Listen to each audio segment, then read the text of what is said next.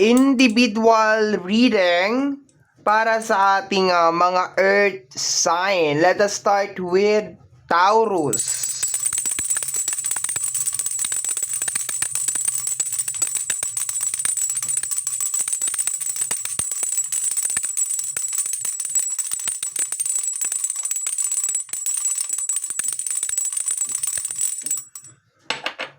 Okay.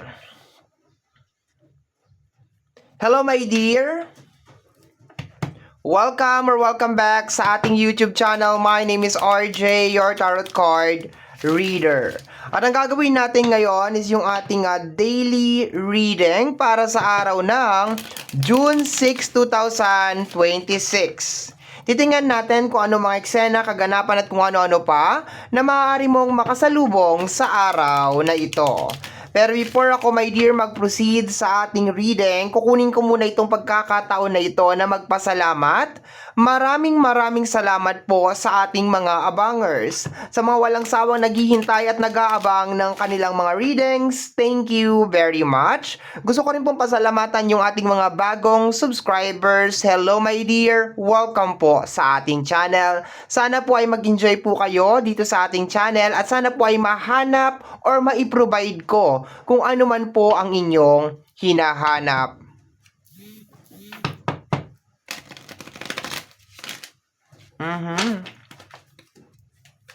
Okay, I think okay na yan. We are good. Ang tanging hiling at dasal ko lamang po sa ating buong may kapal na ang mga readings na ginagawa ko ay nakakatulong po sa ating lahat. Let's go my dear Taurus. Let me see what is going on sa araw na ito. Once again, reading mo para sa araw ng June 6, 2026. What is going on? The Six of Swords. Meron kang kinakailangan i-balance, my dear. Magkasama yung dalawa. Okay. Later na to. Hindi ko na sila paghiwalayin kasi magkasama na sila. Ka-clarify ko lang tong Six of Swords na to. Paki-clarify po yung ating Six of Swords.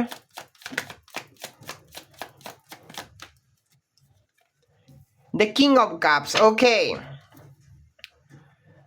Is more on the emotion. Actually, sa energy ng King of Cups, emotion siya. Okay? It's more on the emotion. You need to control your emotion, my dear. Pero at the same time, dahil merong energy ng Six of Swords, I think this is more on parang mga energy in the past. Okay? It's more on mga negative na energy from the past. Maganda yung sinasabi dito, my dear, ng card kasi you are in the process na tinatahak mo yung landas patungo dun sa destination mo. Pero, June 6, 2026, my dear, you need to balance, my dear. Kung makikita mo sa energy ng ating Six of Swords, yung kabilang side ng water is maalon. Yan ang madalas hindi nakikita ng iba na nagbabasa ng tarot.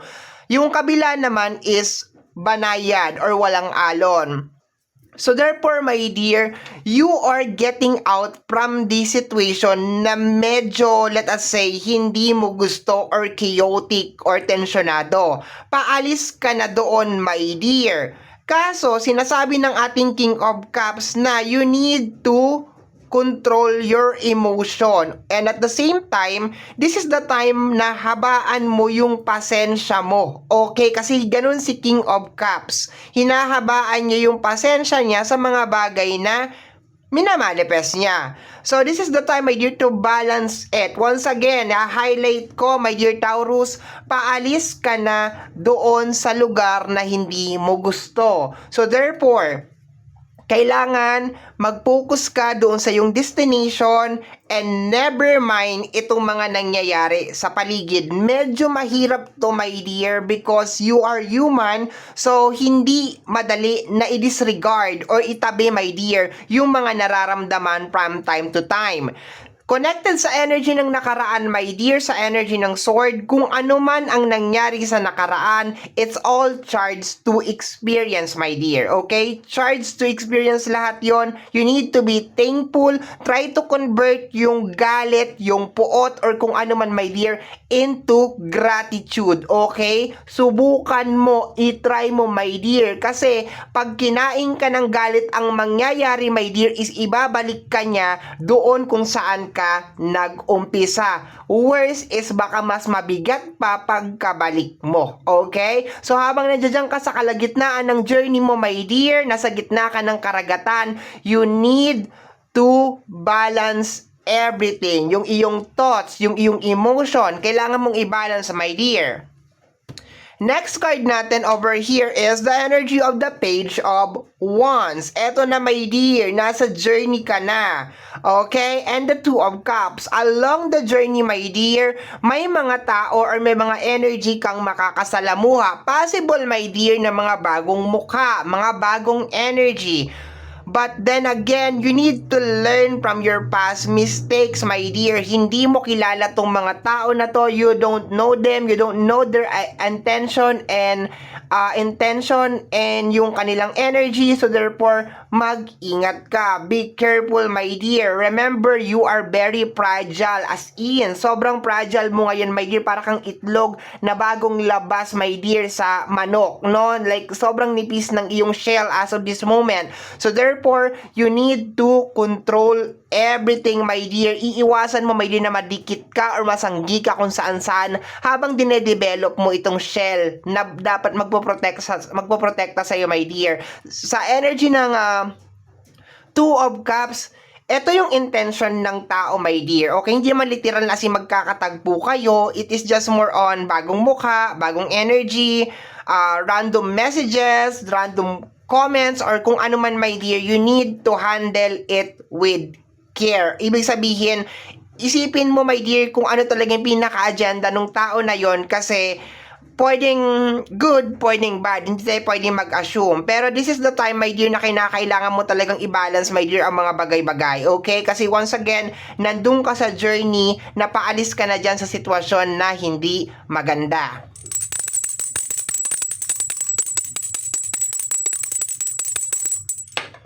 Next, we have here the energy of the Tower. Okay, nag-new beginnings ka na, my dear. Ayan. And there's a tendency, my dear, na merong mga energy to the point na nagtabi tong dalawa na ayaw kang mag-new beginnings.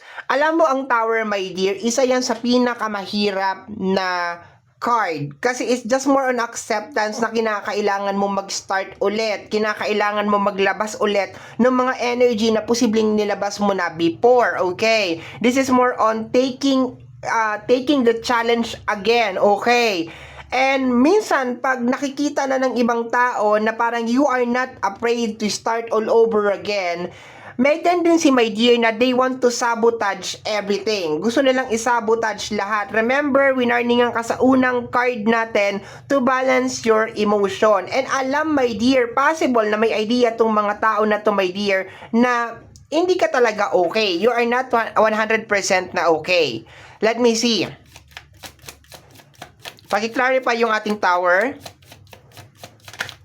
We have here the energy of the Eight of Cups. See? You decided, my dear, pumipiyok pa ako. You decided, my dear, to get out from kung ano man yon. Okay, ayoko magsalita ng kahit ano. You decided, my dear, to get out, mag-umpisa ulit, mag-new beginnings ulit. Pero once again, meron pa rin tong hindi ibig sabihin na you decided to get out, my dear. Wala na talaga, like wala na sa iyo yung pakiramdam na nangyari sa iyo in the past. Nandiyan pa rin siya, yung pain, yung pagod, yung suffering and everything. You just decided, my dear Taurus, na magi-start ka ulit, na babangon ka ulit, na lalaban ka ulit. And wina-warningan ka, my dear, ng card natin ngayon, ng reading natin ngayon, na you need to be very, very careful, my dear, sa mga pagsasabihan mo na mga plano mo. You need to be very, very careful, my dear, sa intention ng mga tao sa iyo, my dear. You need to be aware. Hindi naman to the point na magkaroon ka ng anxiety. It's just more on protecting yourself. It is just more on hindi mo naman alam kung anong ingredients ng pagkain na yan. Huwag mong kainin. 'Di ba? It's just more on parang protecting yourself, my dear. Okay, yun lang yun. Huwag ka mag-entertain ng mga, 'di ba, emotion, oh? Cups, okay. Tatlong cups, my dear. Isang major arcana na tower, isang sword, at saka isang wands. So definitely, my dear, you are into something. You are moving forward. Pero once again, majority yung cups. So there's a tendency, my dear, na meron mga tao na they try to trigger you. Iti-trigger kanila, my dear. And I would like to tell you, my dear, na pag na-trigger ka, babalik ka ulit, my dear, doon sa pinaka-umpisa. Yes, nag-new beginnings ka ngayon. Sabi mo, ang gulo-gulong mo naman, di kita maintindihan. Yes, nag-new beginnings ka ngayon. Nag-i-start ka, my dear, ng panibagong journey mo. Lumalaban ka ulit. Binibuild mo lang yung tower, hindi ka nagpo-pull card. Ang pull card is totally new beginnings talaga, as in. Like, nag-world card ka, na-complete mo yung parang business deal. Okay, so you can actually understand kung ano ibig ko sabihin, my dear. Nag-apply ka ng isang business deal, business proposal. Yung business proposal na yun na-approve. 'Di ba? Tinanggap. Therefore, magbabalik ka ulit sa pull card. Mag-start ka ulit, gagawa ka ulit ng panibagong business proposal, and then isa-submit mo ulit, and then there's a tendency na ma-approve, there's a tendency na ma-reject. Ang Tower card is pang number 16 sa ating major arcana. So, ibig sabihin na sa kalagitnaan ka pa lang na my dear ng journey mo, ibig sabihin, ito yung moment na nandun ka sa gumawa ka ng presentation, inaayos mo, ini-sketch mo, and then eventually nakita mo, my dear, na merong mali sa presentation mo. Hindi pa siya na isasubmit doon sa mismong pagsasubmitan mo. I hope naiintindihan mo. So, habang ginagawa mo yung presentation mo, my dear, napansin mo na merong mali, which is kailangan mong ulitin yung isang buong 100 pages na pinagpuyatan mo ng isang buong araw na halos 7 days or 8 days or 1 month or 2 months mo pinagtrabahoan or minsan years mo pa, my dear, na ginawa, pero nag-tower siya because nakakita ka, my dear, ng mali doon sa bagay na yon. And sabi ko nga sa'yo, my dear, yung moment na yon, ang hirap nyon tanggapin kasi marami sa mga tao or sa ating mga tao, ang gagawin, my dear, is susubukan na lang remedyohan yun, baka lalagyan na lang ng white out or something, pero ikaw tinanggap mo talaga, my dear, yung message of the universe na okay, kailangan mong ulitin, kailangan mong baguhin lahat, wala pa naman yung deadline, 'di ba? Wala pa naman yung deadline. Okay, so kinakailangan mo siyang ulitin. Once again, my dear, hindi ito yung new beginnings na from full card to world card, and then magpo-full card ka ulit, magpo-world card ka ulit. Ito yung nasa gitnaan ka, my dear. Yung nakita mo, my dear, na merong mali sa ginagawa mo and you need to make it right. Pero, kaya sinasabi ko nga, my dear, na be careful ka sa energy ng Two of Cups because meron mga tao, my dear, na ang gagawin nila, my dear, is gusto nila mag-start ka from the full card ulit. Ibig sabihin, hindi ka pa napupunta sa world card, magpo-full card ka ulit. Sa mga hindi familiar, my dear, sa major arcana, ang unahan, my dear, ng major arcana is full card number 0 at ang dulo, my dear, is the world card. Nasa gitna, my dear, ang tower. Ito yung moment, my dear, na yun, kunento ko na sa'yo, sinabi ko na. Once again, mayroon mga tao, my dear, along the way, nasusubukan nilang i-distract ka. Sasabihin nila, ay, lagyan mo na lang ng white out yan, di naman nila mahalata. O kaya ganituhin mo na lang, ganyanin mo. They will try to distract you, my dear. Okay. Kasi ang mangyayari, pag hindi yan maayos at hindi yan ma-approve, although mag-start ka ulit, pero mas maganda kung maganda yung, di ba, ma-approve tayo, my dear, sa world card. Yun eh. Ibig sabihin, success. Yun ang pinaka-goal talaga natin, maging successful tayo. Pero yung maging kampante ka na, ay, okay, hindi naman yan makikita ni world card, hindi naman yan mapapansin yan. E paano pag hindi niya, pag nakita niya? So, mag-start ka ulit ng full card, Pero there's a tendency, my dear, na bumaba yung self-esteem mo, my dear, kasi nga hindi ka na-approve ni World Card. So magpo-pull card ka ulit, pero karamihan kasi na nare-reject ni World Card is hindi nahihirapan makabangon.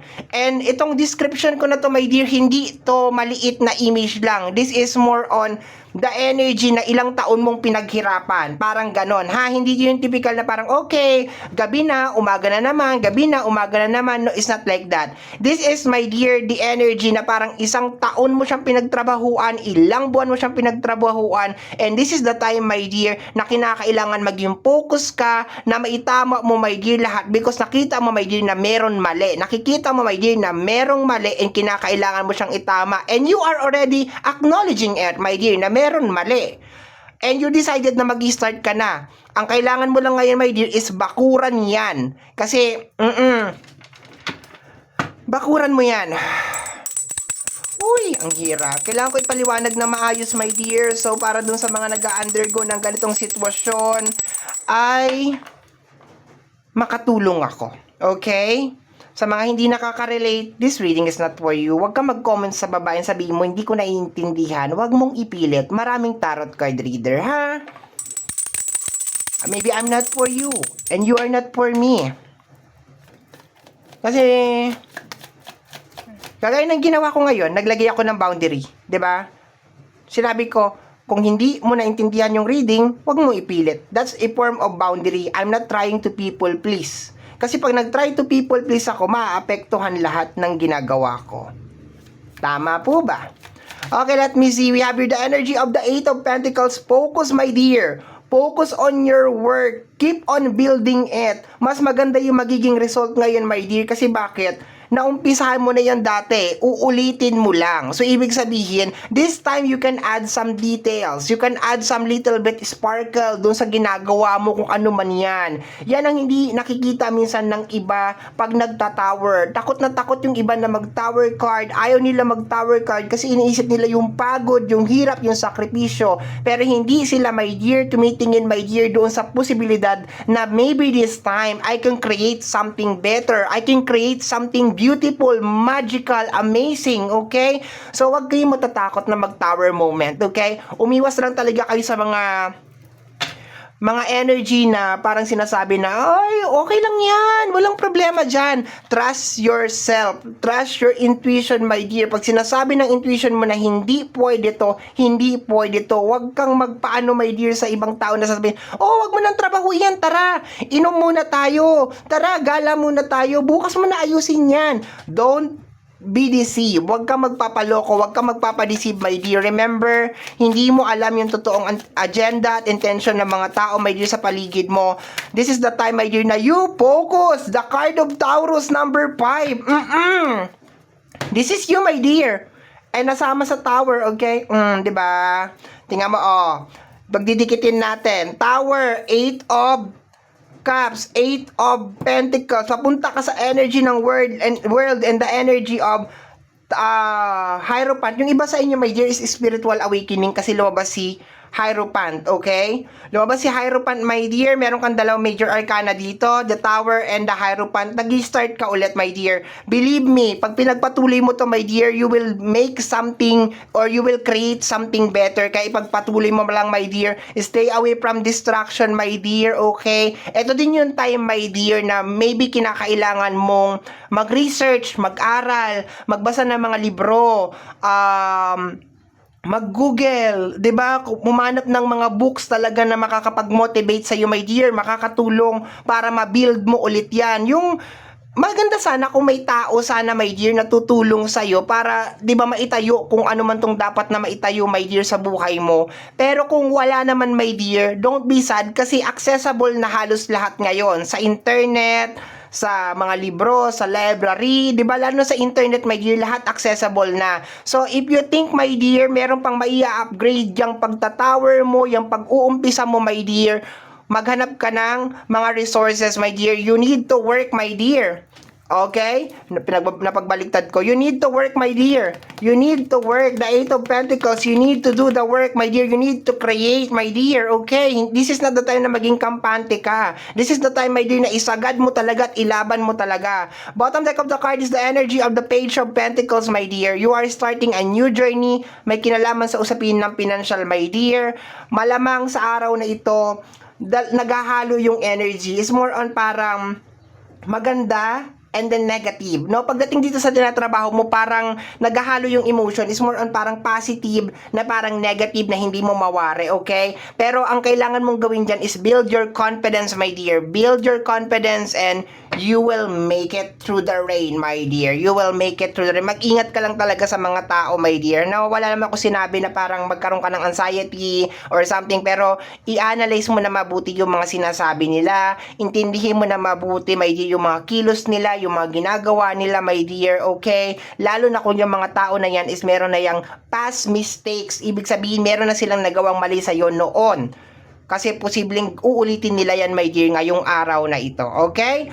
So, my dear Taurus, yan ang reading mo or yan ang nasagap natin na energy message para sa araw na ito, June 6, 2026. Sa gaya po ng sinabi ko, my dear, dun sa bandang unahan ng ating video, ang tanging hiling at dasal ko lamang po sa ating buong may kapal na ang mga readings na ginagawa ko ay nakakatulong po sa ating lahat. Maraming salamat po. Thank you, my dear. Bye-bye!